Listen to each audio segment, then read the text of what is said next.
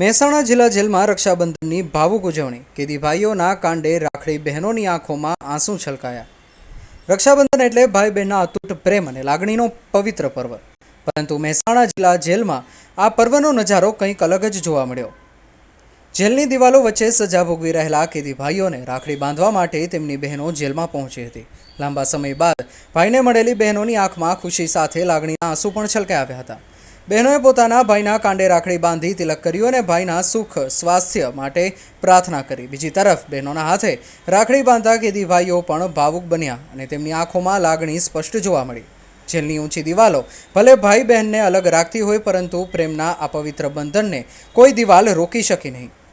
રક્ષાબંધનના અવસરે મહેસાણા જિલ્લા જેલમાં જોવા મળેલા આ લાગણીસભર દ્રશ્યોએ સૌના હૃદયને સ્પર્શી લીધા. એક તરફ સજાની વાસ્તવિકતા હતી તો બીજી તરફ બહેનના હાથની રાખડીમાં છુપાયેલો ભાઈનો અતૂટ પ્રેમ હતો.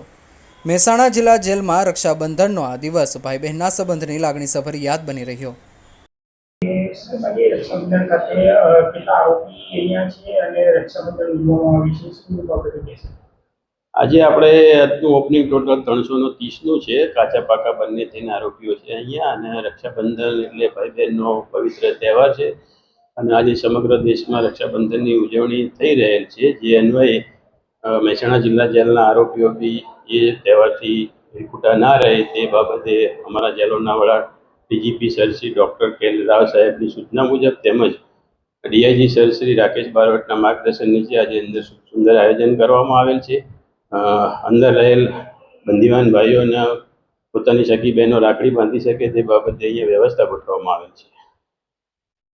દેશ અને દુનિયાના સમાચાર જોવા માટે અમારી ચેનલ MG લાઈવ ન્યૂઝને સબસ્ક્રાઇબ કરો અને બેલ આઇકોન પર ક્લિક કરો, જેથી રોજે રોજની અપડેટ આપને મળતી રહે. સાથે જ અમારું ફેસબુક અને ઇન્સ્ટાગ્રામ પેજને પણ ફોલો કરો.